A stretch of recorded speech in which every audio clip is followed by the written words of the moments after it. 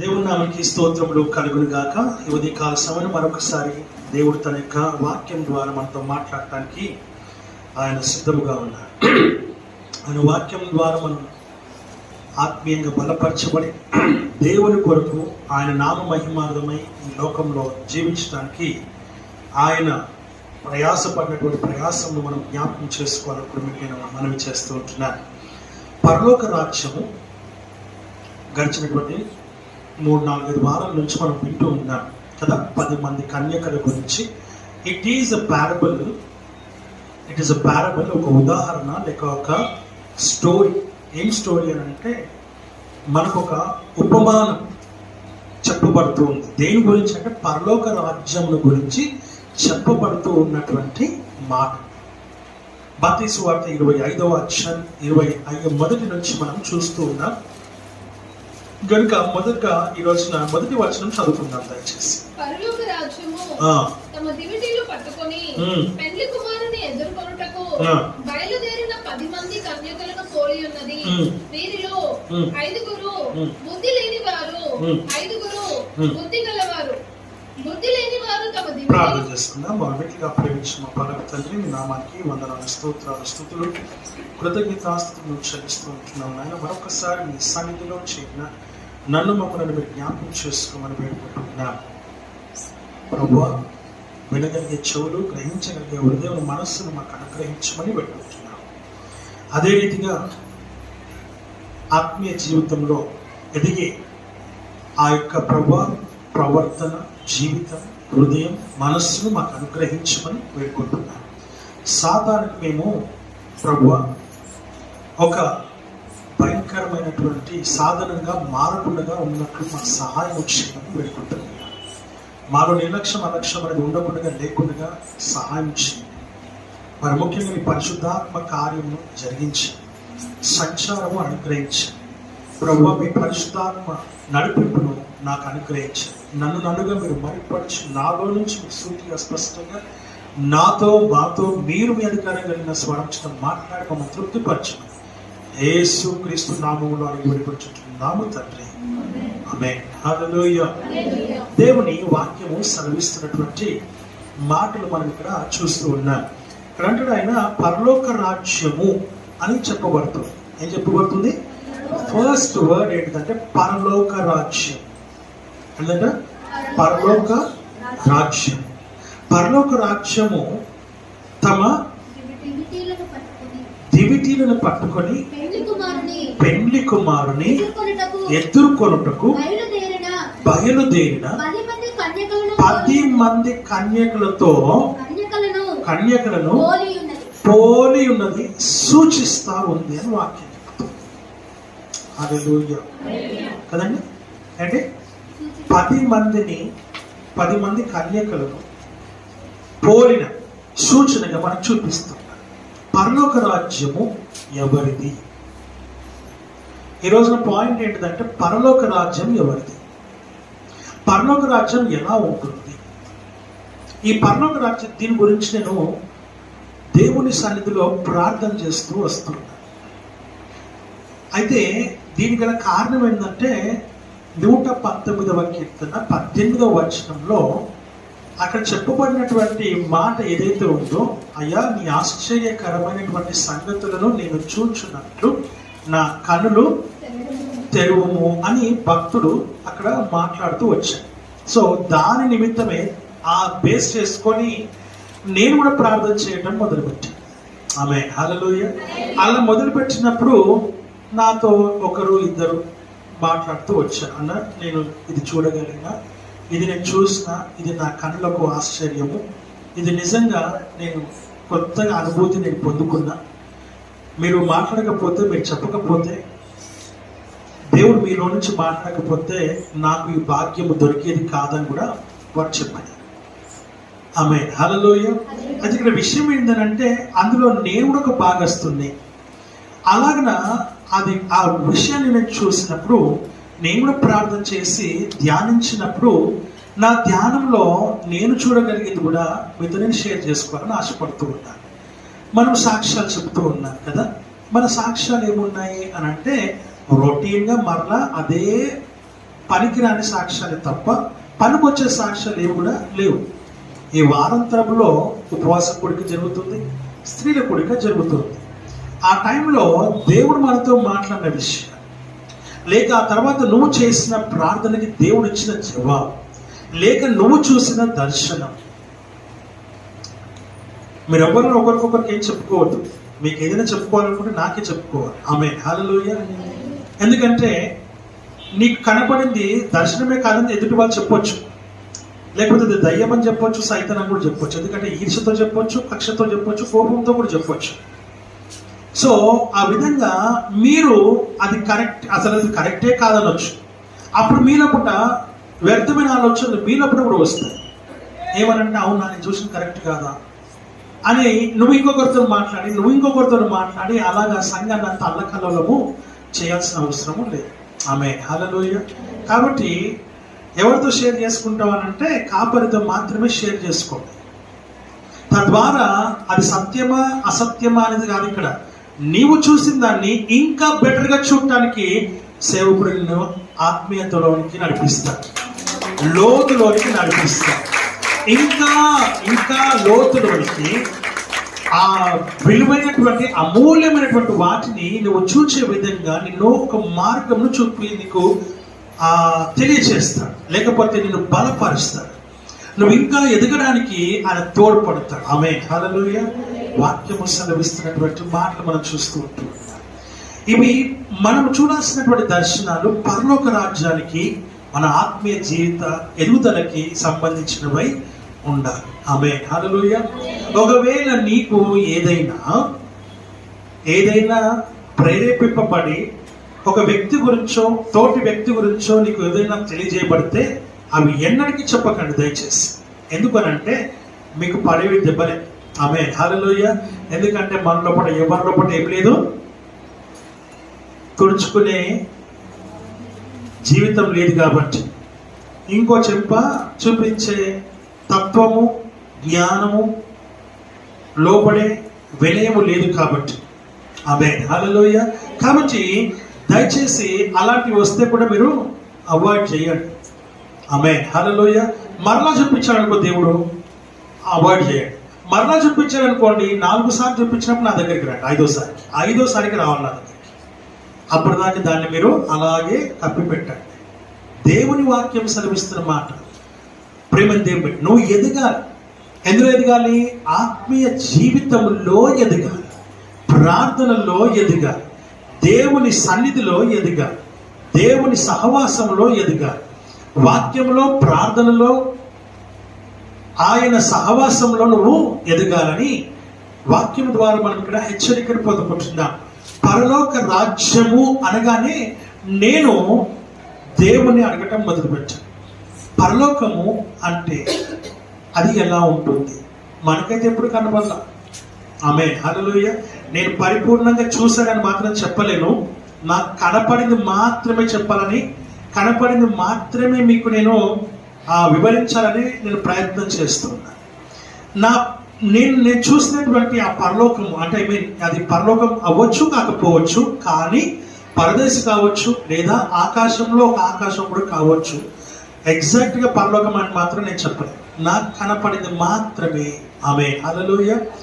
ఇప్పుడు ఈ విషయం నేను మీతో ఎందుకు పంచుకుంటానంటే, నా ప్రార్థనలో నేను పరలోకం గురించి ప్రార్థన చేస్తున్నప్పుడు అయ్యా అది ఎలా ఉంటుంది అని నేను అడగలేదు, కానీ నీ పరలోకం యొక్క అనుభవం నాకు చూడాలనుంది అని మాత్రం నేను అడిగా.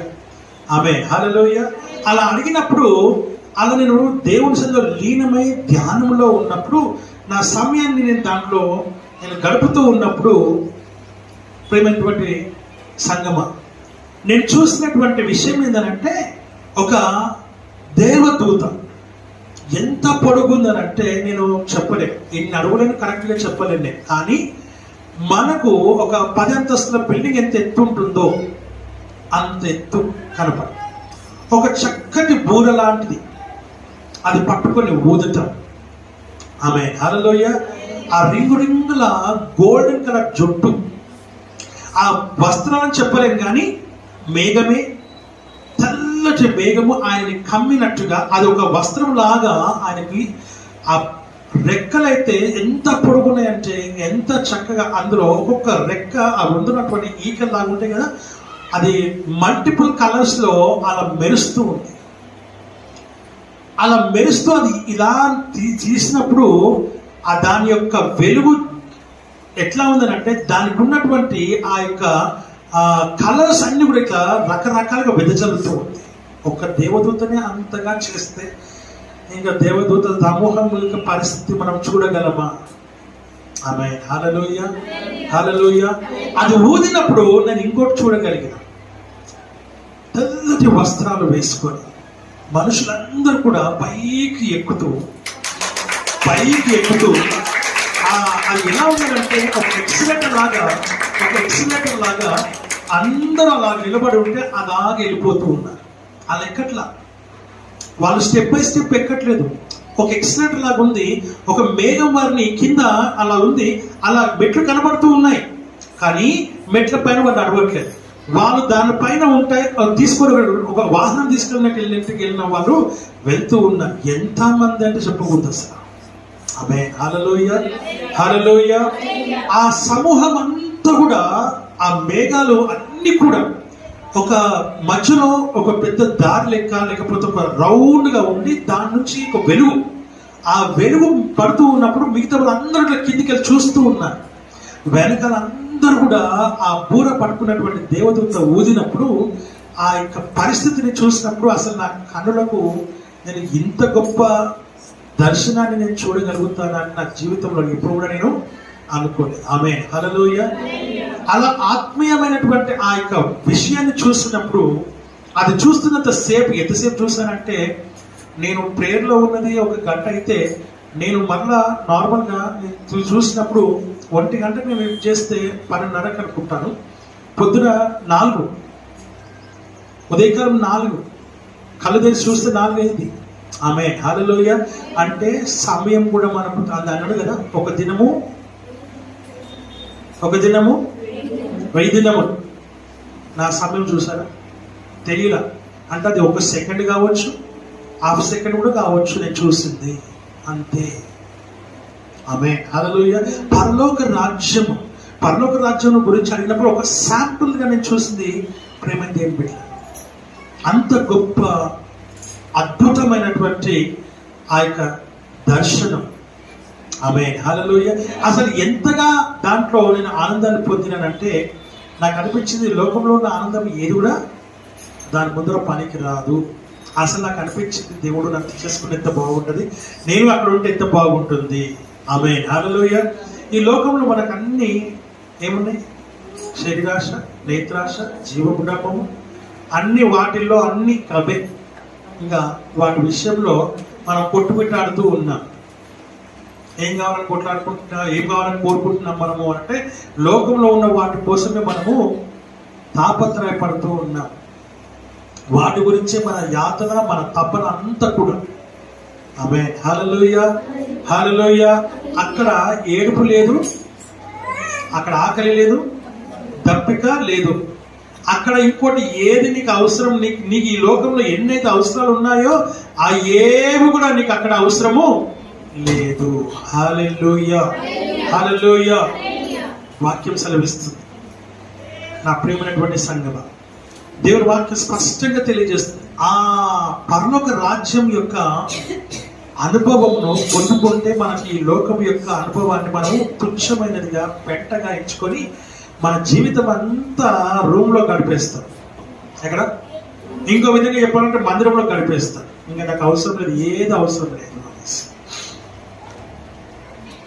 ఈ లోకంలోకి ఎంత హోదా ఉన్నా, ఎంత స్థితి ఉన్నా అదంతా కూడా వ్యర్థమే. అవన్నీ కూడా నువ్వు విడిచిపెట్టి వెళ్ళిపోవాల్సిందే. అవన్నీ కూడా నీకు పనికిరానివే. ఈ లోకంలో వీటన్నిటిని నువ్వు వదిలిపెడితేనే తప్ప ఆయన చూడగలుగుతావు. ఈ లోకంలో నువ్వు చూస్తూ ఉంటే లోకంలో నీకు ఏలుబడి చేస్తూ ఉంటుంది. ఆయన కనపడడం కాదు కదా, కనీసం నీకు ఒక నీడ కూడా నీకు కనపడదు. అందుకని దేవుని వాక్యం ఏం చెప్తుంది? శరీరానుసారమైన మనస్సు కలిగినటువంటి వారు ఎలా ఉంటారో, ఆత్మానుసారమైన మనసు కలిగిన వారు ఎలా ఉంటారో ఇంతకు ముందు మనం చూసినాం. 2 వారాల క్రితం మనం చూసినాం. వాక్యం సెలవిస్తున్న మాట ఏంటంటే, పరలోక రాజ్యమును అనుభవించాలి అని అంటే నీవు దానికి తగినట్టుగా నువ్వు ఉండాలి. ఎంతో కష్టపడితే తప్ప. అందుకనే స్టార్టింగ్ లో మీకు చెప్పాను, 30 సంవత్సరాల క్రితం దీన్ని నేను చూసినప్పుడు పెంట కంటే హీనంగా ఉంది ఇక్కడ. కానీ ఇప్పుడు 30 సంవత్సరాల తర్వాత చూస్తే ఒక కాలిలాగా ఏర్పడింది. దాంట్లో ఎంతో మంది ప్రయాసపడితే నల్లలు, కరెంటు, రోడ్లు, రకరకాల అన్ని కూడా దీని డ్రైనేజీలు వచ్చి ఇల్లు కట్టుకుని ఇప్పుడు ఒక కాలనీ లాగా దీన్ని కనబడుతుంది. కొత్త వారికి ఎంత బాగుందో అనిపిస్తుంది. కానీ 30 సంవత్సరాల క్రితం చూసినప్పుడు ఎవరైనా ఇష్టపడతారా? ఇష్టపడతారు. 30 సంవత్సరాల క్రితం చూస్తే ఎవరైనా ఇష్టపడతారు? అప్పుడు దాని వాల్యూ ఎంత అమ్మా? 10 రూపాయలు. అప్పుడు దీని వాల్యూ ఎంత? 40 గజాలు 10 రూపాయలు, 60 గజాలు 30 రూపాయలు, 20 రూపాయలు, 80 గజాలు 50 రూపాయలు. ఇది దీని విలువ అప్పుడు. ఇప్పుడు 50 లక్షలు. ఇప్పుడు రూపాయలు ఎక్కడ, లక్షలు ఎక్కడ? 30 సంవత్సరాలు గడిస్తే కానీ 50 లక్షలకు నువ్వు చేయాల.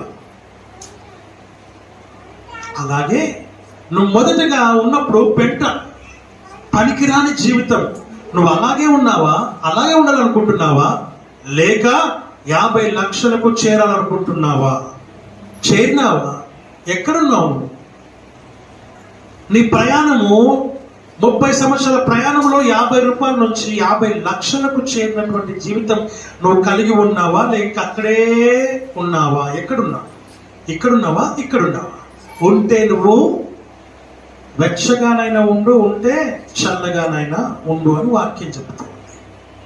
పరలోక రాజ్యం అనుభవించాలంటే దానికి తగినటువంటి 50 లక్షల జీవితం నీకు కావాలి. ఏ జీవితం కావాలి? ఏ జీవితం కావాలి? You need 50 lakhs of life. ఆ ఎదుగుదల నీలో ఉంటే అప్పుడు నువ్వు దేవుని దగ్గర, అప్పటికి కూడా నేను చెప్పలేను, ఖచ్చితంగా చెప్పలేను నేను నీకు ఆ పరలోక రాజ్యం చూస్తావనో లేకపోతే అనుభవిస్తావనో అని చెప్పలేను. ఎందుకనంటే దాంట్లో లొసుగులు ఉంటాయి. ఆ లొసుగులు నువ్వు తీసేసుకుంటే తప్ప, ఆ పనికిరాని అన్ని తీసేసుకుంటేనే తప్ప. ఆమేన్, హల్లెలూయా. అందుకనే వాక్యం ఏం చెప్తుంది అని అంటే, సూటిగా దేవుడు మనతో మాట్లాడుతున్నటువంటి విషయము మనం ఇక్కడ చూస్తూ ఉంటూ ఉన్నాం. హల్లెలూయా, హల్లెలూయా. వాక్యము సెలవిస్తున్న మాట, దేవుడితో సూటిగా మాట్లాడుతున్నటువంటి మాటను మనం ఇక్కడ గ్రహిస్తూ ఉన్నాం. హల్లెలూయా, హల్లెలూయా. నా ప్రియమైనటువంటి సంగమా, దేవుని వాక్యము సెలవిస్తున్నటువంటి మాటలు మనం ఇక్కడ చూస్తున్నాం. పరలోక రాజ్యము నీవు స్వతంత్రించుకోవాలంటే ఇందులో ఉపమానం చెప్పబడుతుంది. 10 మంది కన్యకలను గురించి. దాంట్లో 5 బుద్ధి గలవారని, 5 బుద్ధి లేని వారని. బుద్ధి కలిగిన వారు తమతో పాటు దివిటీలను, దానితో పాటు సిద్ధలను, దానితో పాటు నూనెయు అని వాక్యం చెప్తుంది. బుద్ధి లేని వారి సంగతి, దివిటీలు ఉన్నాయి, తర్వాత ఏముంది? నూనె కూడా ఉంది, కానీ ఏం లేదు, సిద్ధలు లేవు, దాంట్లో నూనె లేదు. ఆమేన్, హల్లెలూయా. ఇందాక నేను చెప్పా, 50 లక్షల దగ్గర నువ్వు ఉండొచ్చు, కానీ సిద్ధని దగ్గర లేకపోతే నువ్వు కూడా పరలోక రాజ్యం చేరు. You don't have that authority, the eligibility to enter into his heaven. ఆ పరలోక రాజ్యంలోనికి ప్రవేశించేటువంటి ఆ అర్హతను నువ్వు కలిగి లేవు అనే సంగతిని మనం జ్ఞాపకం చేసుకో. ఆయన అన్నాడు,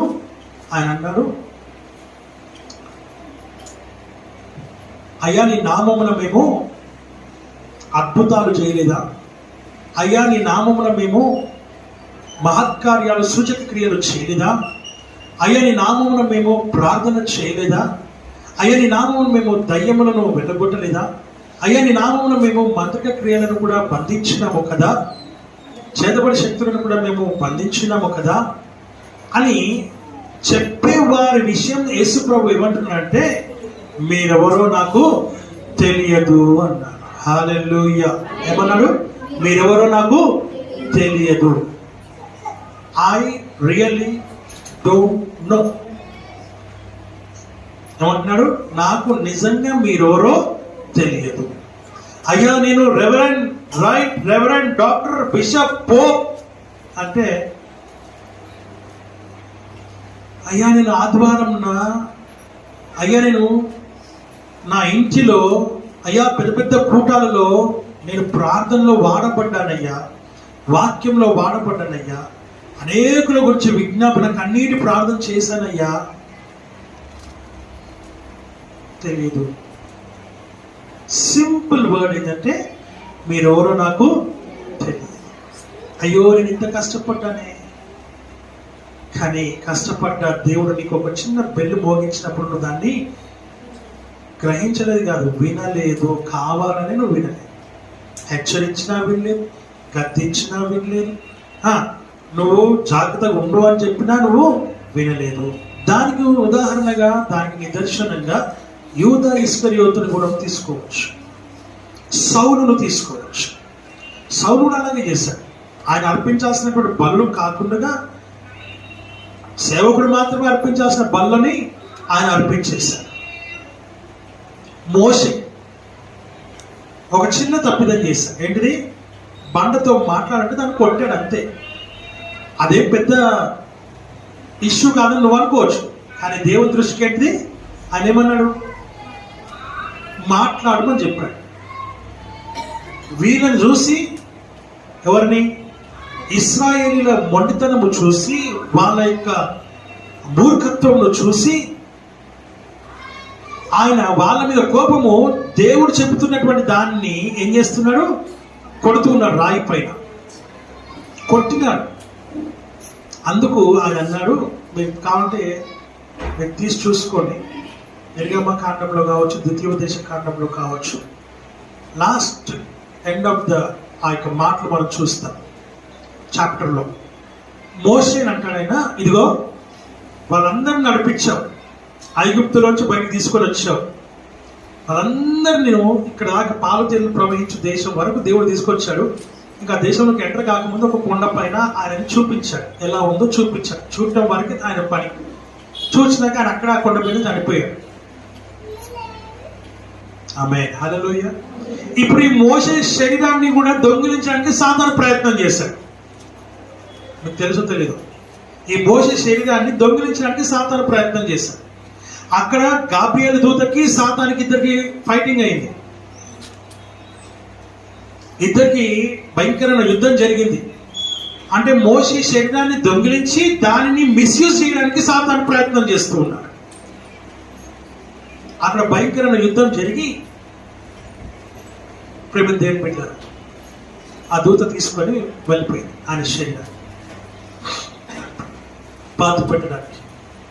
ఆమేన్, హల్లెలూయా. అంటే మోషే శరీరమును వేరే విధంగా మిస్యూజ్ చేయడానికి సాతాను ప్రయత్నం చేశాడు. ఆమేన్, హల్లెలూయా, హల్లెలూయా. ఈ రోజున చాలా మంది విషయాల్లో అది జరుగుతూ ఉంది. దేవుని వాక్యం సెలవిస్తున్న మాట మనం చూస్తూ ఉంటాం. ఈ రోజున ఎందుకు చర్చకు రాలేదనంటే, పనికిరాని సాకులు మనం చెప్తూ ఉన్నాం. పనికిరాని సాకులు మనం చెప్తూ ఉన్నాం. హల్లెలూయా. ప్రేమ దేవుని బిడ్డలారా, నువ్వేం చెప్తున్నావో అది దేవుడు వింటూ ఉన్నాడు. ఆ సాకు నిజమైంది, అబద్ధమైంది కూడా దేవుడు వింటూ ఉన్నాడు. దానికి తగినటువంటి మూల్యం నువ్వు చెల్లిస్తావు. నాకు దూరముగా ఉండి, వేరుగా ఉండి మీరేమీయో చేయలేరు. ఈ లోకం వరకు ఈ జీవితంలో జీవిస్తున్నటువంటి నీవు, శరీరంలో జీవిస్తున్న నీవు, దీని తర్వాత ఇంకొక జీవితం ఉంది. దీని తర్వాత అది శాశ్వతమైన జీవితము. ఆ శాశ్వతమైనటువంటి జీవితాన్ని నువ్వు పోగొట్టుకుంటున్నావు. ఈ జీవితం ఎందుకు? ఈ 60, 70, 80 జీవితం ఎందుకనంటే అది స్వతంత్రించుకోవటానికి కోసమే. ఇది శాశ్వతమైన పరలోక రాజ్యమును స్వతంత్రించుకోవటానికి కోసమే. నువ్వు ఆ విషయాన్ని గమనించాలని దేవుని వాక్యం సెలవిస్తా ఉంది. This is not the real life where we are living. మనం ఎక్కడైతే ఉన్నామో, ఎక్కడైతే జీవిస్తున్నామో, ఇది శాశ్వతమైన జీవితం కాదు. రక్త మాంసములు దేవుని పరలోక రాజ్యం స్వతంత్రించుకున్న నేరము, ఆ తర్వాత జరగబోయేటువంటి పరిణామం ఏదైతే ఉందో అక్కడ పరలోక రాజ్యం మనకు శాశ్వతము. అది మనం స్వతంత్రించుకోవడానికి ఇది ఒక ట్రైనింగ్ పీరియడ్. ఇందాక షారోన్ చెప్పినట్టుగా training period. It's a training to enter into his heaven. ఆమేన్, హల్లెలూయా. వాక్యం సెలవిస్తున్నటువంటి మాటను మనం ఇక్కడ చూస్తూ ఉన్నాం. అలాగే మోషే కూడా మాట్లాడమంటే కొట్టాడు కాబట్టి ఆయనని దేవుడు ఏమి క్షమించను. He did not excuse Moses, the great leader of Israel. ఆమేన్, హల్లెలూయా. చెప్పండి, ఆయన గొప్ప నాయకుడు. ఆయన ఆ నాయకుడిని కూడా దేవుడు ఏమి వదిలిపెట్టలేదు. హెచ్చరిక చేయాలి. మనం లోబడ దేవునికి. అంత పెద్ద భక్తుల్నే దేవుడు వదిలిపెట్టలేదు అంటే నువ్వు ఎవరో నాకు తెలియదంటే నువ్వు నేను ఎంత. After all, yes, I'm saying once again with my conscience, we are after all. హల్లెలూయా. దేవుని వాక్యం సెలవిస్తున్నటువంటి మాటలు మనం చూస్తున్నాం. దేవునికి ఇష్టమైన బిడ్డగా నువ్వు ఉండాలి. ఎలా ఉండాలి? ఎలా ఉండాలి? గొప్ప గొప్ప వ్యక్తులు కూడా దేవుణ్ణి నమ్ముతూ ఉన్నారు. సినిమా యాక్టర్స్ కూడా దేవుణ్ణి నమ్ముకుంటూ ఉన్నారు. I think you don't know some people, serial actors కానీ, సినిమా యాక్టర్స్ కానీ, డైరెక్టర్స్ కావచ్చు, మ్యూజికల్ డైరెక్టర్స్ కావచ్చు, లేకపోతే యాక్టర్స్ కావచ్చు, హీరోయిన్స్ కావచ్చు, హీరోస్ కావచ్చు, దేవుడిని నమ్ముకుంటూ ఉన్నారు. వాళ్ళు స్వచ్ఛందంగా దేవుని సన్నిధిలో నిలబడి చెప్తూ ఉన్నారు. టీవీల ముందర చెప్తూ ఉన్నారు, యేసు ప్రభువు దేవుడు అని చెప్తూ ఉన్నారు.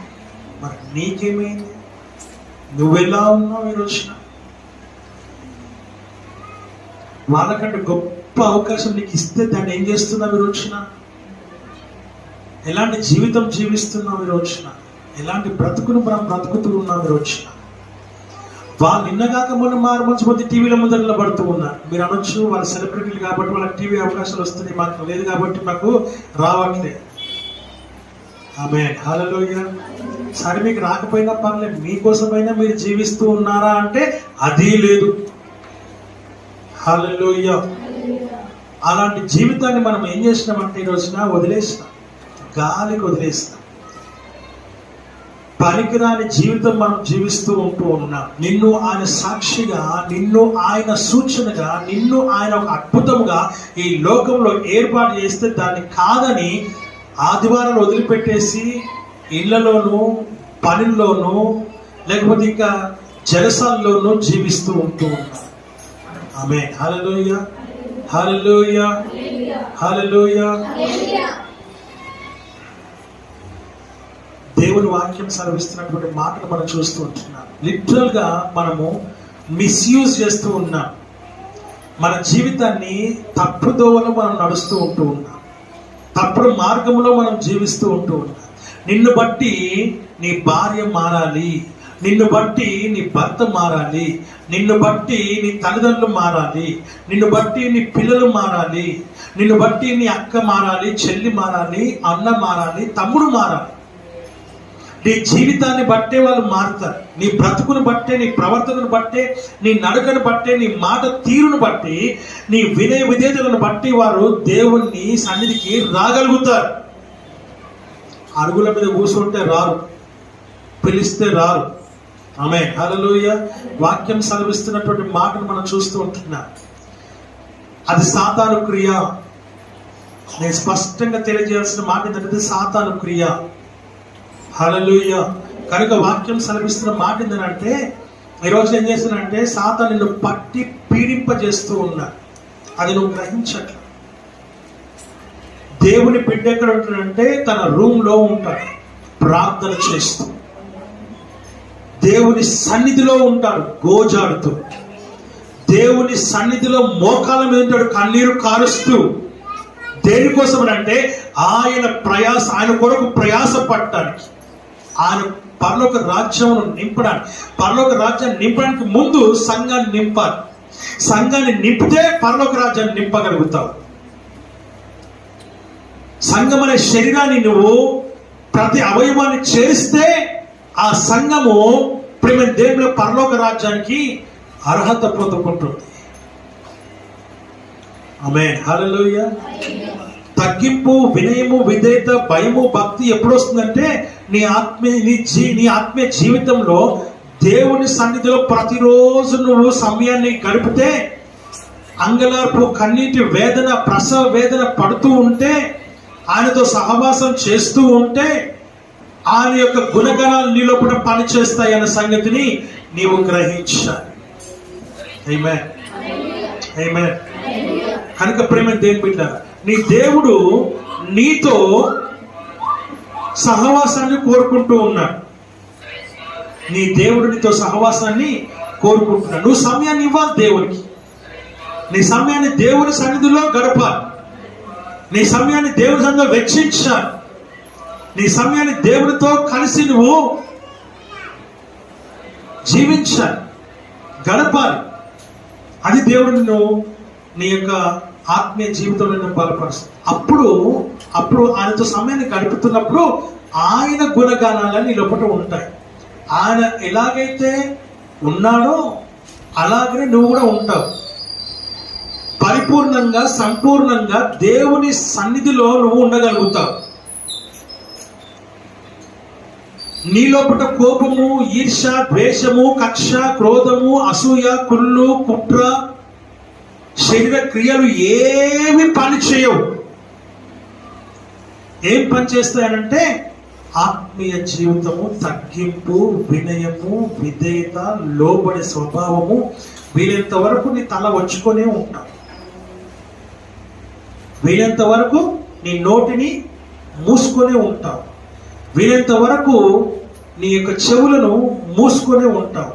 వీలైనంత వరకు నువ్వు ఎలా ఉంటావంటే ఏ విషయం లోకంలోని నీకు అక్కర్లేదన్నట్టుగా నువ్వు జీవిస్తావు. నీవు నాకుండగా లోకంలోనిది ఏది నాకు అక్కర్లేదని భక్తుడు చెప్తూ ఉన్నాడు.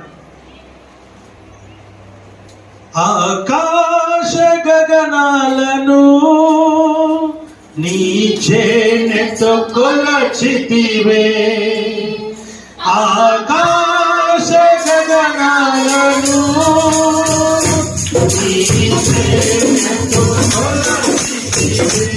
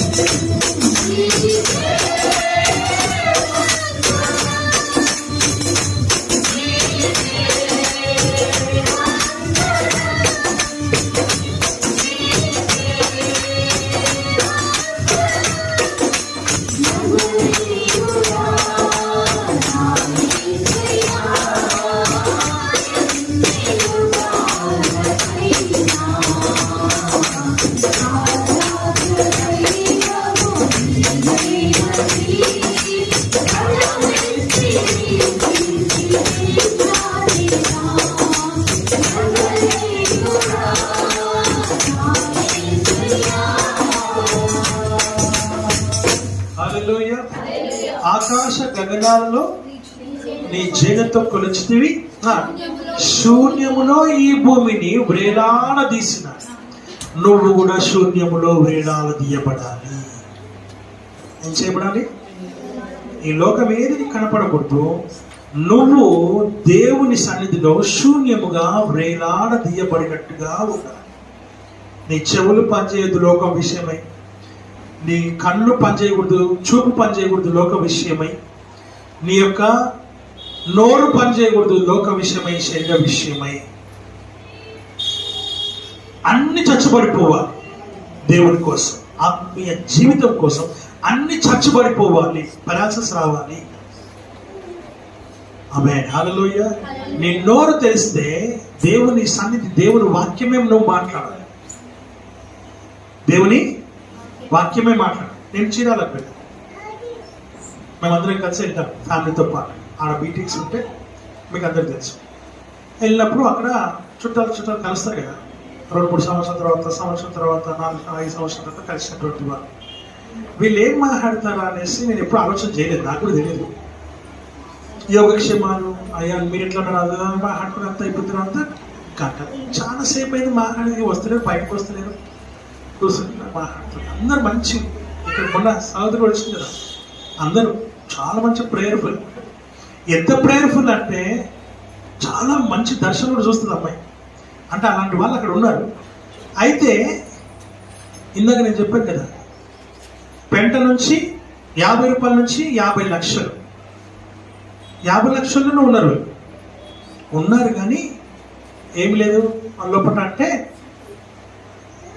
వాళ్ళు మాట్లాడుకునే విషయాన్ని నేను అడిగాను అక్కడ, నేను విన్నాను కాబట్టి అడిగాను, ఏం మాట్లాడతారమ్మా నాకు అర్థం కాదు. ఊరుకున్నానయ్యా, మేమేదో మాట్లాడుకుంటున్నాం ఆడవాళ్ళు, ఎందుకంటే మేమేదో మాట్లాడుకుంటున్నాం ఆడవాళ్ళు. సరే మీరు ఆడవాళ్ళే మాట్లాడుకుంటున్నారు, ఏం మాట్లాడుకుంటున్నారు ఇంతసేపు? అమ్మా ఏవో ఉండేది పర్సనల్ అని మళ్ళీ ఒకసారి అంటే నేను అదే అమ్మా ఏంటిది అది అని అన్నా. అమ్మా పర్సనల్ అక్కడ వదిలేసేవన్నీ నీకు ఎందుకు అవన్నీ మానవుల విషయాలు అనేది నేను మళ్ళీ అడిగా. అదేనమ్మా పర్సనల్ విషయాలు ఏంటో సరే 1-2 చెప్పు, నేను వినాలనుకుంటున్నాము, ఇంతగానో మాట్లాడుతున్నారు ఏంటి అసలు అని అంటే, పర్సనల్ విషయాలు అంటే ఆత్మీయమైన జీవితమే కదా నేను చెప్పింది నేను అన్నా. వాక్యము, ప్రార్థన, దేవుడు, సన్నిధి, సంఘము ఇవే కదా మీరు మాట్లాడదంటే నవ్వి అంటారు.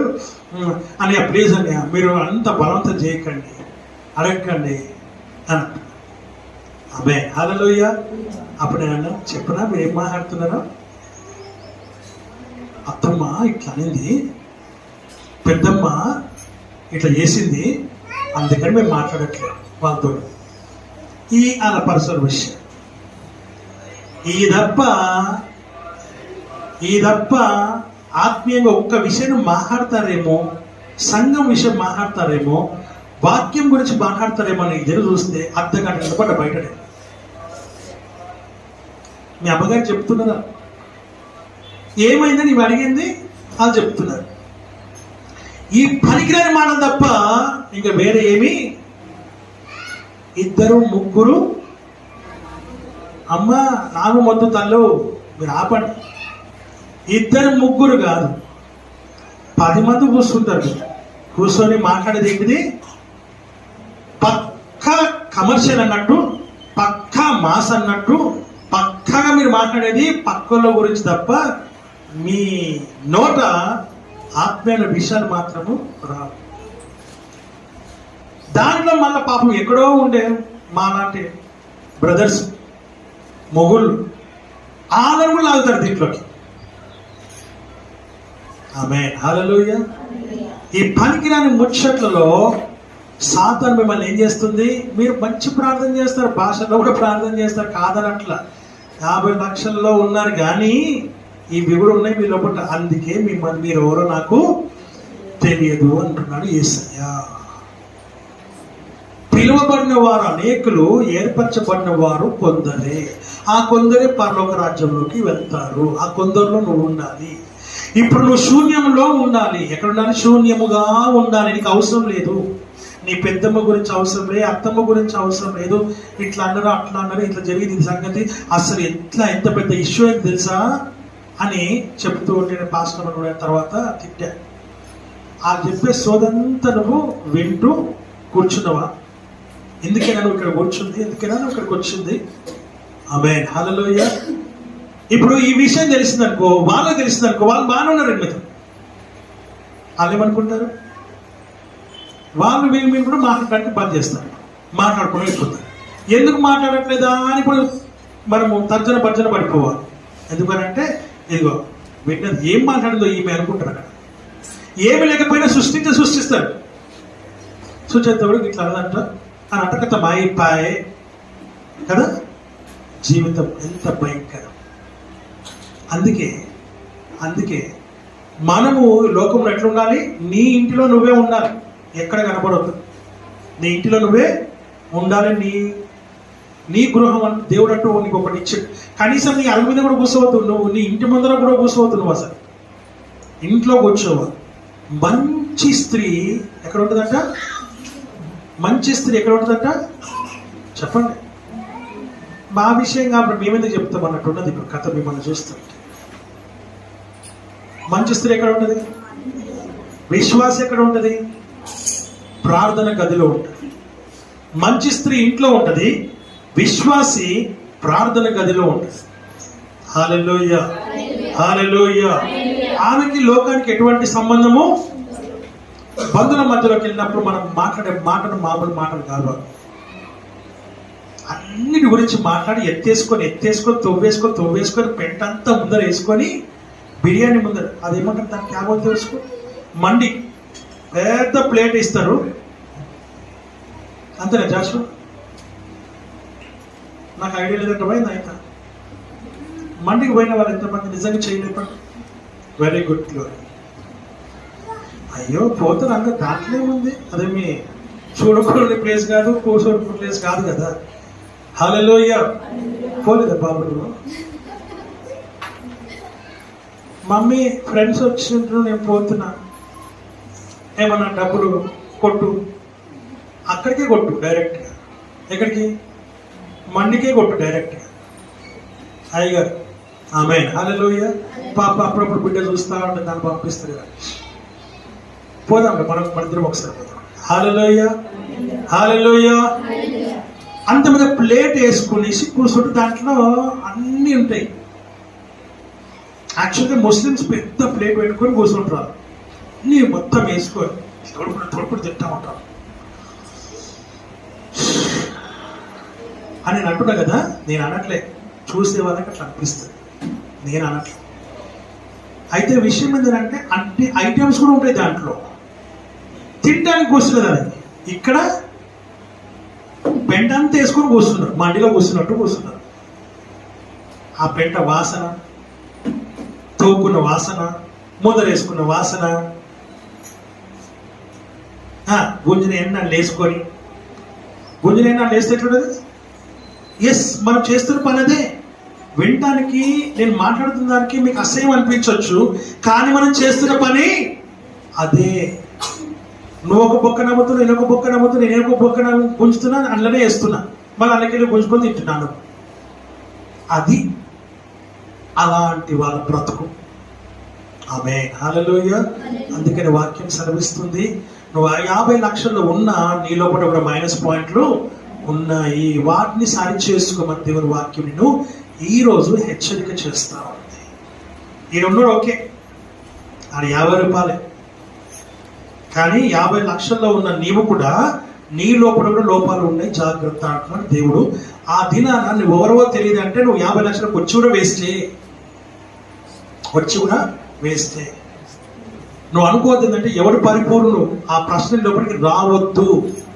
నీకు లోకానికి ఎటువంటి సంబంధము లేదు. పరలోక రాజ్యం చేరాలి అని అంటే ఆ పరలోక రాజ్యానికి తగినటువంటి జీవితం ఏదో అడుగుదేవు. ఆ ప్రభువా పరలోకమా ఎలా ఉంటుంది, ఆ అనుభవం నాకు అనుగ్రహించు, ఆ అనుభవం నాకు దయచేయి అని అంటాడు. మత్తయి సువార్తలో పరలోక రాజ్యం యొక్క ప్రార్థన నేర్పించేటప్పుడు చదవటం ఎవరన్నప్పుడు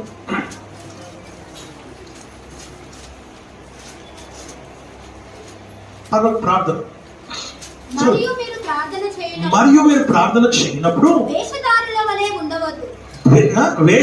వలె మీరు ఉండొద్దు. మనుషులకు కనపడవలెనని అది కాదు. కాబట్టి పరలోకమందున మీ తండ్రి నేర్చుకోవాలి. ప్రార్థన మనం నేర్చుకోవాలి. పరలోకమందున్న మా తండ్రి, మా దగ్గర నా పెట్టండి. దయచేసి వ్యక్తిగతంగా మీరు చేసుకునేటప్పుడు మీరు ఏం చేయాలంట? పరలోకమందున్న నా తండ్రి నీ నామము పరిశుద్ధపరచబడు. First word ఏంటిదంట? నీ నామము పరిశుద్ధపరచబడును గాక.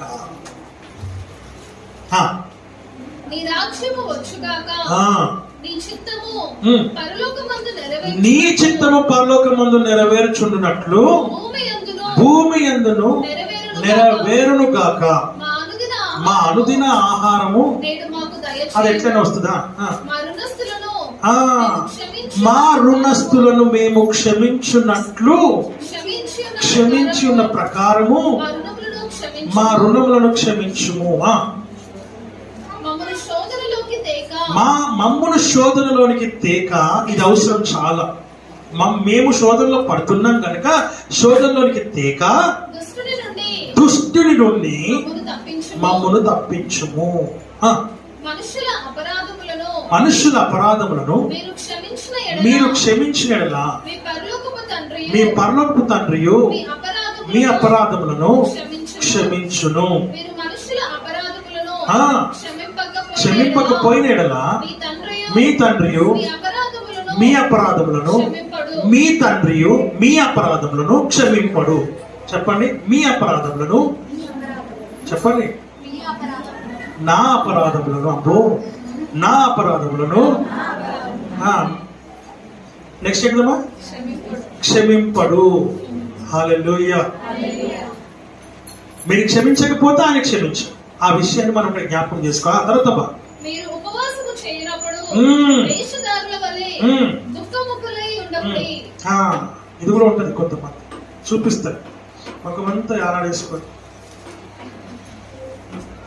నేను ఉపవాసం ఉన్నా నేను ఉపవాసం ఉన్నా, నేను ప్రార్థన చేస్తున్నాను అన్నీ మనం అంటే నేను దేవుడు క్షమించడు, జాగ్రత్త, శపించబడతావు అని కూడా అంటాడు. ఉన్నారు అట్లా కూడా చేస్తాను. కర్మ మెడగొడ్డ కర్వక బాధన్నట్టు. హల్లెలూయా, హల్లెలూయా, హల్లెలూయా. దేవుడు వాక్యం సెలవిస్తుంది, పరలోక రాజ్యం యొక్క ప్రార్థన నేర్చుకోవాలి. నువ్వు దేవుని మందిరం, దేవుని యొక్క సన్నిధిలో ఉన్నప్పుడు, నీ ప్రార్థన గదిలో ఉన్నప్పుడు, ఇంకా ఏది బయటకు నువ్వు అందులోకి వచ్చినాక కూడా నీకేం సంబంధం లేదన్నట్టే ఉండాలి. వండాలా, పెట్టాలా, భర్తను చూడాలా, భార్యను చూడాలా, పిల్లల్ని చూడాలా, తల్లిదండ్రులు చూడాలా, ఇంట్లో మొత్తం చూస్తూనే ఉండాలి. కానీ నీవు శూన్యంగా ఉండాలి. అది నేను చెప్పేది. ఆమేన్. హల్లెలూయా, హల్లెలూయా. మనకు బాగా ఎఫెక్ట్ కనుక మాట చెప్తాను, మీరు వెంటనే కనెక్ట్ అవ్వడానికి. రేపు ఈరోజు ఫోన్ చేసినప్పుడు నేను రేపు వస్తున్నా అని మాట చెప్పాడు మనకి. ఇప్పుడు నిద్ర పడుతుందా? వాడు ఎందుకు ఫోన్ చేయాలా? ఎందుకు మనం డిస్టర్బ్ చేయాలి చెప్పు? తిరిగి పడుకుందాం అనుకున్న సమయానికి వాడు ఫోన్ చేసి రేపు పొద్దున వస్తున్నా అంటే రాత్రి నిద్ర పడుతుందా? వాటి వల్ల మనకు నిద్రనే రాదు. నిద్ర రాకపోగా తలనొప్పి వచ్చేస్తుంది. తలనొప్పి వచ్చేసిన వెంటనే కడుపులో భయం తిప్పేస్తూ ఉంటాడు. వాడు ఎక్కడ గొడవ చేస్తారో, ఏం చేస్తారో, పైసలు లేకపోయా, ఏం లేకపోయా, ఎట్లా ఎట్లా ఎట్లా ఎట్లా. ఆమె హల్లెలూయా. టీవీలో చూపుతుంది, ఎట్లా ఒకసారి, ఎట్లా రెండోసారి, కిందికి వెళ్ళి మీదికి వెళ్ళి, అమ్మా. ఆమె హల్లెలూయా. పరిస్థితి అట్లా ఉంటుంది. అంత భయంకరమైన పరిస్థితి మన జీవితం. కానీ ఏనాడైనా ఒక్కసారైనా నేను ప్రభుత్వం మాట్లాడలేకపోయానే, దేవుని సన్నిధిలో నేను దేవుని స్వరాన్ని వినలేకపోయాననే బాధ ఎప్పుడైనా నిద్రపోకుండా ఆలోచన చేసినావా? ఇలాంటివి వద్దు మనకి, ఇలాంటివి అస్సలు వద్దు మనకి. మాట్లాడినా మాట్లాడకపోయినా మనకు అవసరం లేదు అన్నట్టుగా మనం ఉంటూ ఉన్నాం. వాక్యం సరిపిస్తుంది, ఆ పరలోక రాజ్యంలోనికి ప్రవేశించాలంటే బుద్ధి కలిగిన వారు ఎలాగైతే ఉన్నారో, బుద్ధి లేని వారి పరిస్థితి ఎలా ఉందో నిన్ను గ్రహించమని దేవుడు చెబుతూ ఉన్నాడు. బుద్ధి కలిగిన వారు ఏమేమి తీసుకొచ్చుకున్నారు? దివిటీలు తెచ్చుకున్నారు, నూనె తెచ్చుకున్నారు, సిద్ధలు తెచ్చుకున్నారు, శుద్ధలో నూనె కూడా తెచ్చుకున్నారు. దివిటీలు బుద్ధి లేని వారి దగ్గర కూడా ఉన్నాయి, కానీ దాంట్లో నూనె ఉంది. ఇక కింద వాక్యం చదవను ఒకసారి, 5వ వచనం చదవండి ఒకసారి దయచేసి. 5వ వచనం 25. పెండ్లి కుమారుడు ఆలస్యము చేయగా, ఆమేన్ హల్లెలూయా, వారందరూ కునికి నిద్రించుచూ ఉండిరి. మనము కూడా నిద్రావస్థలోనే ఉన్నాం. ప్రాక్టికల్ గా మనం పడుకొని కనబడకపోయినప్పటికీ మనం కూడా నిద్రావస్థలోనే ఉన్నాం. ఆయన ఆలస్యము చేస్తూ ఉన్నాడు. ఆలస్యం చేస్తూ ఉండగా మనం ఏం చేస్తున్నామని అంటే, ఆలస్యం అయిపోతుంది, టైం చాలా ఉంది, ఇంకా టైం పడుతుంది కాబట్టి అని చెప్పి మనం నిద్రపోతూ ఉన్నాం. ఆలస్యం గల కారణం ఏంటిదో తెలుసా? అసలు నువ్వు చేయాల్సిన పని నువ్వు చేయాలి. ఏంటిదో తెలుసా? ఆయన రాకడ ఆలస్యం గల కారణం ఏంటంటే ఇంకా మారు మనసు పొందని వారు అనేకులు ఉన్నారు కాబట్టి వాళ్ళ కోసం ప్రార్థన చేయాలి. కానీ నువ్వేం చేస్తున్నావు? నిద్రిస్తూ ఉన్నావు. ఏం చేస్తున్నావు? నిద్రిస్తూ ఉన్నావు. ఇక్కడ ఇక్కడ నిద్రిస్తున్న వాళ్ళు 10 మంది నిద్రిస్తూ ఉన్నారు. 5 కాదు, బుద్ధి లేని వారు మాత్రమే కాదు, ఆ మిగతా 5 నిద్రిస్తూ ఉన్నారు. వాళ్ళకి వీళ్ళకు తేడా ఏంటిది? అందుకే నేను చెప్పాను, మనలో ఒకసారి దేవుడు వాక్యం ఏం చెప్తుంది అంటే, ఇదిగో మీరు ఎవరో నాకు తెలియదు అంటారు లాస్ట్ లో. ఆ విషయాన్ని మనం జ్ఞాపకం చేసుకోవాలి. ఆమేన్, హల్లెలూయా. అయితే ఈ ఐదుగురు నిద్రించడం గల కారణం ఏంటిదనంటే వాళ్ళ పని పూర్తయింది. ఇంకో విధంగా వాళ్ళ పని పూర్తయింది కనుకనే వాళ్ళు సిద్ధంగా ఉన్నారు. కనుకనే వాళ్ళు లోపలికి వెళ్ళినారు. తర్వాత జరిగిన విషయంలో మనం చూస్తే ఇక్కడ ఆలస్యము జరుగుతుంది. ఆలస్యం గల కారణం ఏంటంటే నువ్వు చేయాల్సిన పనులు ఇంకా ఉన్నాయి కనుక, ఇంకా అనేకులు మారుమనసు పొందాలి కనుక, ఆ మారుమనసు పొందే వారి కొరకు నీవు ప్రయాసపడాలి కనుక ఆయన ఆలస్యము చేస్తూ ఉన్నాడు. ఆ ఆలస్యానికి గల కారణం ఇదే. అంతటను అందరూ మారు మనసు పొందవలని ఆయన తన రాకడను ఆలస్యం చేస్తూ ఉన్నాడు. అందుకే భక్తుడు అంటాడు, నేడు రేపో నా ప్రియుడేసు మేఘాల మీద గిరితించును. నేడు రేపో నా ప్రియుడేసు మేఘాల మీద గిరితించును.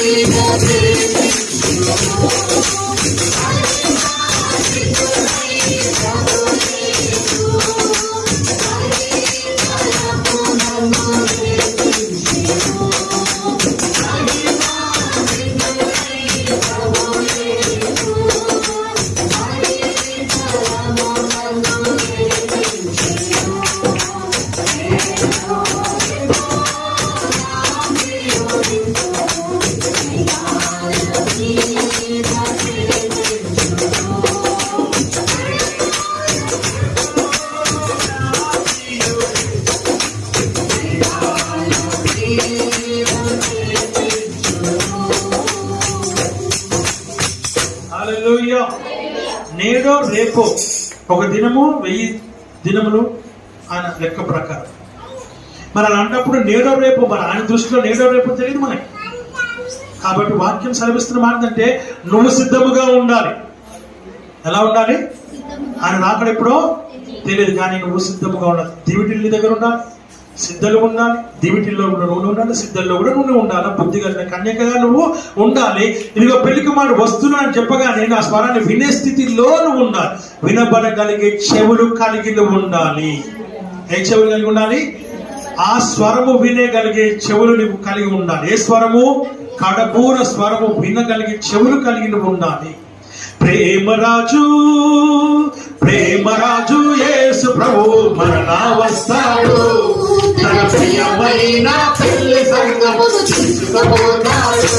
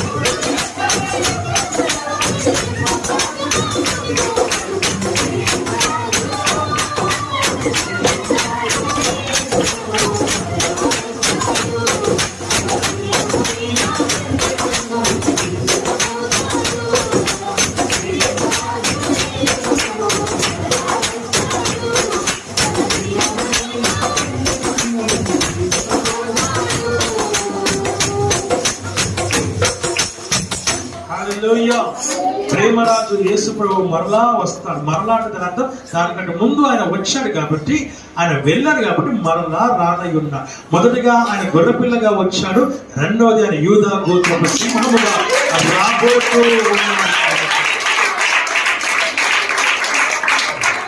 నేను చెప్పదలుచుకుంది ఒకే ఒక విషయం, నా ప్రేమైనటువంటి బిడ్డ, నేను చెప్పదలుచుకుంది ఒకే ఒక విషయం ఏంటంటే, నా దేవుడు చెప్తున్న మాట అంటే, మీరు క్రైస్తవులుగా మాత్రమే ఉండకండి. అంటే దాని అర్థం నామకార్థ క్రైస్తవులుగా మాత్రము ఉండకండి. ఎత్తబడే బిడ్డగాను ఉండాలి. నిజమైన ఆయన కుమార్తెగా, ఆయన కుమారుడిగా, ఆయన బిడ్డగా, ఆయన సొత్తుగా నీవు ఎత్తబడాలి. ఆయన స్వరాన్ని వినగలిగే జీవితం, చెవులు నువ్వు కలిగి ఉండాలి. ఆమేన్. హల్లెలూయా. దయచేసి డోంట్ బీ లైక్ క్రిస్టియన్ వద్దు. ఆమేన్. హల్లెలూయా. వాక్యం సెలవిస్తున్నటువంటి మాటలు మనం ఇక్కడ చూడగలుగుతూ ఉంటాం.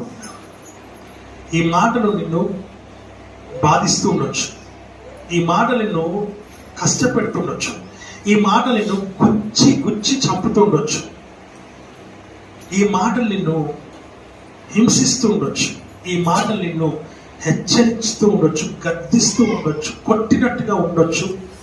ఎందుకో తెలుసా? Still my saviour is loving you.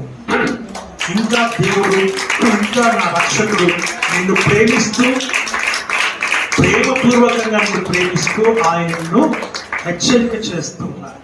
నీ జీవితాన్ని మార్చుకోవాలి, నీ జీవితాన్ని నువ్వు మార్చుకోవాలి, మార్పు చెందిన బిడ్డగా ఉండాలని ఆయన కోరుతూ ఉన్నాడు. హల్లెలూయా.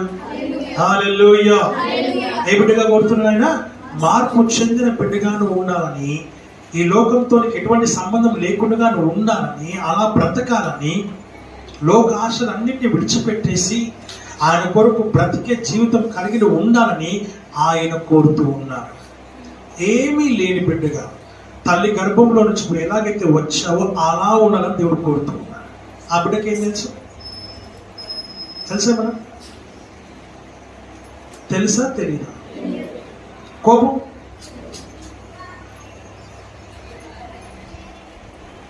హల్లెలూయా, పగ, ప్రతీకారం, ఈర్ష, ద్వేషం, కక్ష తెలుసా?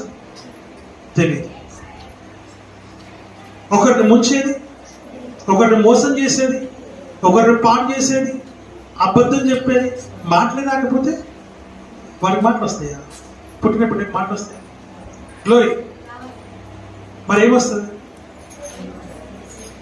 ఏడుపు మాత్రం. అంటే దాని అర్థం దేవుని సన్నిధిలో నువ్వు మాట్లాడకుండా కన్నీరు మాత్రమే, ఏడుపు మాత్రమే నువ్వు చేయాల్సిన జీవితం.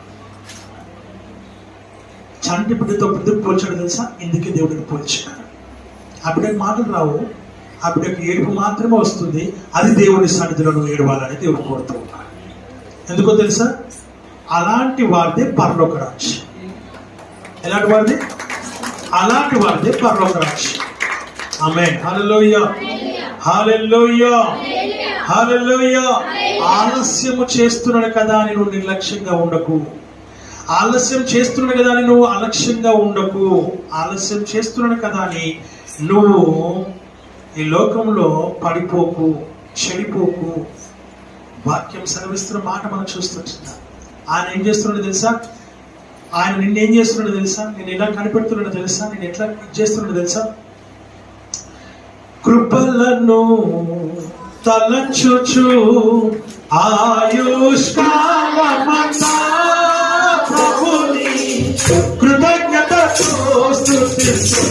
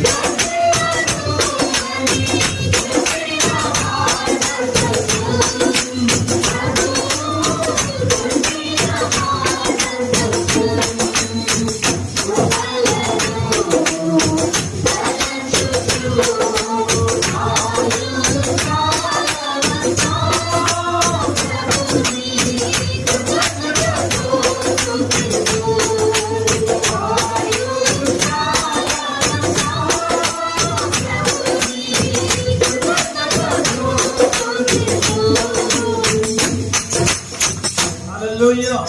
ఎవరైనా మీ గురించి ఆయన ఎట్లా ఉన్నాడో చెప్తుంది వాక్యం. ఇక్కడ భక్తుడు పాట రాస్తూ, మిమ్ము ముట్టిన వాడు నా కంటి పాపను ముట్టునన్నంతగా ఆయన చూస్తున్నాడు. వాక్యం చెప్తాడు ముట్టునని సెలవిచ్చిన దేవుడు కాచెను గత కాలం.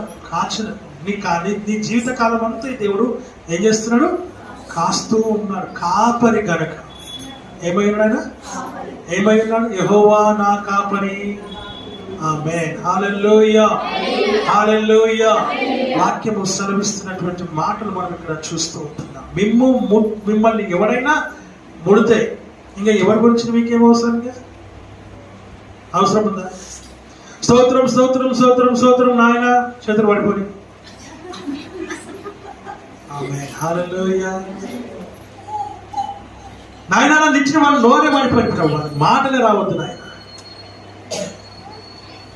అది కాలెత్తింది ప్రభు, అది కాదు, దాన్ని కాలు పడుకొని మిమ్ము ముట్టినవాడు కంటి పాపను ముట్టునని ఎవరైనా ముడితే సెలవిచ్చను దేవుడు కాచెను గత కాలం చేశారు. హల్లెలూయా. దేవుడు అంత అష్యూరెన్స్ ఇస్తుంటే I will look after you అంటే నేను నిన్ను చూసుకుంటా అంటే నేను ప్రభు చూసుకునేది రాదు, నేను చూస్తా దాని సంగతి ఏందో వాని సంగతి ఏందో. నీ దాకెందుకు ప్రభు నాయన, నువ్వు ఎందుకు తండ్రి వచ్చేది మధ్యలో? నేను ఉన్నాను కదా నాయన, నన్ను ఈ లోకంలో సాక్షిగా పెట్టినావు కదా, ఈ లోకంలో నువ్వు విశ్వాసంగా పెట్టినావు కదా, నన్ను ఈ లోకంలో ఆయుధంగా పెట్టినావు కదా, నన్ను ఈ లోకంలో పనిముట్టుగా పెట్టినావు కదా, నన్ను పాత్రగా పెట్టినావు కదా, ఎందుకు పెట్టినావు మరి నన్ను? నేను చూసుకుంటా. కాళ్ళు నేను ఎరగొడతా ప్రభా, నోరు మీద గుద్దితే మూతి పనులు రాలాలి నాయన, నేను చూసుకుంటా. పనిముట్టు నేనే, ఆయుధం ప్రభా, నేను నీ ఆయుధం నాయనా. మరి నీ తోటి సహోదరి దాన్ని ఎరగొడతా ప్రభా. హల్లెలూయా. ఇవి మన మాటలు ఇవే. నేను నీకు నార్మల్గా చెప్తున్నా కానీ అసలు యాక్చువల్గా. హల్లెలూయా, హల్లెలూయా. పగ తీర్చుకుంటే నా పని, నీ పని కాదని ఆయన అంటుంటే వారిని ప్రేమించు, వారిని క్షమించు, బోబెట్టు, నిప్పుల కుప్ప పోయి అంటే కుప్పది ప్రభు, నేనే కుప్పగా మారుతా, పెంట కుప్పలాగా మారుతా ప్రభు. నేను ఐ వాంట్ బి ఏ పెంట కుప్ప. Why you are coming in the middle? నాకు ఏం లేదు, జ్ఞానం ఇచ్చినావు కదా, తెలివి ఇచ్చినావు కదా, మాట కూడా ఇచ్చినావు. మామూలు మాటగా తిడితే తిట్ల దండకానికి సచ్చి ఊరుకోవాలి. హల్లెలూయా. ఎస్. ఇంకేమంటున్నా? రూపింపబడుచున్న ఏ ఆయుధము ఉండినను నాకు విరోధమై వర్ధిల్ల దుయ్య, అది విరోధముగా లేచి నన్ను దుయ్యాలని నన్ను చంపాలని ప్రయత్నం చేసినా చెప్పిన మాట సత్యం. ఆయన మాట సత్యం, ఆ సత్యం చూసుకుంటాడు. హల్లెలూయా, హల్లెలూయా. ఎంత చక్కటి మాట. ఆ పరలోక రాజ్యానికి నువ్వు స్వతంత్రాలు కావాలనంటే నువ్వెంతగా నీవు చెక్కబడుతూ ఉండాలి, సరిచేయబడుతూ ఉండాలి, సరిదిద్దబడుతూ ఉండాలి, బాగు చేయబడుతూ ఉండాలి, కడగబడుతూ ఉండాలి, పరిశుద్ధపరచబడుతూ ఉండాలి, పవిత్రపరచబడుతూ ఉండాలి. కన్నీటి ద్వారానే పరిశుద్ధత వస్తుంది తప్ప కన్నీరు కారుస్తూ ఉంటే ఆ కన్నీరు నీ శరీరాన్ని, నీ మలినాన్ని కడుగుతుందన్న సంగతిని జ్ఞాపకం చేసుకో. ఇంట్లో నీ ప్రార్థన గదిలో కూర్చో. లోకంలో కాదు నువ్వు కూర్చోవచ్చు. లోకాన్ని చూస్తే నీకు వచ్చేది ఏమొస్తుందో తెలుసా? నరకం వస్తుంది. నరకం కావాలన్నా పరలోకం కావాలన్నా, పరలోకం కావాలంటే అన్నింటినీ విడిచిపెట్టి శూన్యంగా మారిపో. హల్లెలూయా, హల్లెలూయా. చాలా రోజులతో కలిసినాం, ఎట్లా బాగున్నావా? మంచిగా. ఆరోగ్యం అంటే నా ఆరోగ్యానికి ఏమే బాగా మస్తే. తర్వాత మెల్లగా స్టార్ట్ అవుతుంది. ఇది నీకు తెలుసా? అయిపోయింది, కథం. మళ్ళొకసారి జ్ఞాపకం చేసుకుందాం. మొట్టమొదటి మానవుడు ఆదాము దేవుడు ఏదైనా తోటలో తీసుకొచ్చి పెట్టాడు. ఆదాము పాపము చేయలేదు, ఆదాము తప్పు చేయలేదు, ఆదాము దేవుడి మాటకి ఎక్కడ కూడా వ్యతిరేకత చూపించు. రెండవదిగా ఆయనకు సాటి అయిన సహాయంగా దేవుడు హవ్వను తయారు చేస్తాడు. చేసి ఆయన దగ్గర తీసుకొచ్చి, అయ్యా ఇదిగో నీ ఎముకల్లో ఒక ఎముక, సారీ నీకు చాకిన సహాయము ఇవి నీ భార్య అని చెప్పాడు. ఆయన అన్నాడు, నా ఎముకల్లో ఒక ఎముక, నా మాంసంలో మాంసము అని చెప్పి ఆమెకు హవ్వ అని పేరు పెట్టుకున్నాడు. ముద్దుగా హవ్వ ఏం చేసింది? హవ్వ అనేటట్టు చేసింది. హవ్వ గట్ల చేసిన అన్న తీరుగా ఆమె చేసింది. ఆమె చేసింది కాక ఈయన బ్రతుకును కూడా అవ్వ అన్నట్టు అయిపోయింది. అప్పుడు ఇద్దరు ఏదెన్ తోటల నుంచి తోలివేయబడ్డారు. దేవుడు అన్నాడు, ఈ చెట్ల వృక్ష ఫలములు అన్ని మీరు తినవచ్చు, కానీ మధ్యలో ఉన్న ఒక చెట్టు ఫలములు మాత్రం మీరు తినకూడదు అని చెప్పాడు. ఆ ఒక్క మాట ఆమెను ఒక దగ్గర ఉండనిస్తలేదు. ఈ అరుగు మీద కూర్చోబెడుతుంది, ఆ అరుగు మీద కూర్చోబెడుతుంది, ఈ చెట్టు కింద కూర్చోబెడుతుంది, ఆ చెట్టు కింద కూర్చోబెడుతుంది. కూర్చొని ఆలోచించి ఏమైందమ్మా, ఎక్కడ పోయినా అంటే ఈయన కూర్చున్నా, ఈడేడా కూర్చున్నావు, ఆ చెట్టు కింద ఆ చెట్టు కింద అంటే కొంచెం దూరంలో కూర్చున్నావు. ఈయనకు దూరంగా ఆలోచన చేస్తుంది, ఈయనకు వ్యతిరేకంగా ఆలోచన చేస్తుంది, ఈయనకు దూరంగా ఉంటూ ఆమె జీవితాన్ని పాడు చేసుకుంటూ ఉంది. భర్తకు దూరమైంది, దేవునికి దూరమైంది, లోకానుసారమైన క్రియలు ఆమె లోపల ప్రవేశించినాయి. ఆమె దేవునికి వ్యతిరేకంగా, భర్తకు వ్యతిరేకంగా చేయకూడని తప్పు ఆమె తప్పేముందా? మా ఆజ్ఞనే మీరింది అంతే. తినకూడదు అన్న ఫలం తినదు. తప్పులు చేసేది పక్కన పెట్టండి. మాట వినకపోవడమే పాపమని వాక్యం చెప్తుంటే ఆ మాట మనం వినని వాళ్ళు మనం ఎంతమంది ఉన్నాడు ఇక్కడ. మనం తప్పు చేసే తర్వాత సంగతి దొంగతనమో, హత్యనో, వ్యభిచారమో, ఇంకా రకరకాల శరీర క్రియలు ఏదో అవన్నీ పక్కన పెడితే మాట వినకుండా ఉన్నటువంటి వాళ్ళం మనం ఈ లోకంలో ఇక్కడ మనం చాలా మంది ఉన్నాం. మాట విధేయత చూపని వాళ్ళం ఇక్కడ ఉన్నాం. పాపములో ఉన్నామని వాక్యం చెప్తుంది. ఈ పాపము నీలో ఏలుబడి చేస్తుందని వాక్యం చెప్తుంది. 50 లక్షలు ఉన్నావు కానీ పాపం అనేది మాత్రం లోపల దేవుని ఆజ్ఞకు మాటకు లోపడకుండా ఉన్నావు కాబట్టి నువ్వు దేవుని పరలోక రాజ్యంలో నీకు అర్హత లేకుండా ఉన్నావు. అందుకని ఆయన నువ్వెవరో నాకు తెలియదు అన్నాడు ఆయన. హల్లెలూయా. ఆలస్యం చేస్తూ ఉన్నాడు. ఇంకా ఇకనైనా నువ్వు మారుతావు, ఇకనైనా నువ్వు పద్ధతిని మార్చుకుంటావని, ఇకనైనా నువ్వు నీ యొక్క క్రియలు మార్చుకుంటావని, ఇకనైనా నీ మాటను మార్చుకుంటావని, నీ పద్ధతిని మార్చుకుంటావని, నువ్వు మారాలని ఆయన కోరుతూ ఉన్నాడు. ఆయన మారాలని కోరుతున్నాడు. మార్పు చెందాలి. బొంత పురుగు నుంచి లేక ప్రేమ దేవుని బిడ్డలారా, నువ్వు సీతాకోక చిలుకగా నువ్వు మార్చబడాలి. హల్లెలూయా, హల్లెలూయా. నువ్వు మార్చబడాలి. ఆ కలర్ఫుల్ బటర్ఫ్లై ఎంత చక్కగా ఉంటుందో నేను అప్పుడు చూసినప్పుడు అందరినీ ఇష్టపడతాను. అలాంటి ఆత్మీయ జీవితం నిలబడ కావాలని దేవుడు కోరుతూ ఉన్నాడు. పరలోక రాజ్యం. ఆమేన్. హల్లెలూయా. తమ దివిటీలు పట్టుకొని పెళ్లి కుమారుని ఎదుర్కొన్నట్టు బయలుదేరిన 10 మంది కన్యకలను పోలి ఉన్నది. ఈ 5గురిలో బుద్ధి గలవారు, 5గురు బుద్ధి లేని వారు మనకు స్పష్టంగా తెలియజేస్తూ ఉంది. 2 రకాలు ఉన్నారు. 2 రకాలు దేవుని దగ్గరికి వచ్చారు. 2 రకాలు ఆయన ఎదుర్కోవడానికి వచ్చారు. 2 రకాల ప్రేమ దేవుని బిడ్డలారా పరలోక రాజ్యాన్ని కోసం ఆయన్ని పిలుపును వినడానికి వచ్చారు. కానీ 5గురికి మాత్రమే అర్హత కలిగి ఉన్నారు. 5గురు మాత్రమే ప్రవేశించగలిగారు. మిగతా 5గురు విడవబడ్డ గుంపులను ఉండదని దేవుని వాక్యం చెప్తుంది. ఆ విషయాన్ని జ్ఞాపకం చేసుకొని దేవుని సన్నిధిలో మనం ముందుకు సాగడం అట్లయితే దేవుడికి వాక్యం ఆశీర్వదించి దీవించును గాక.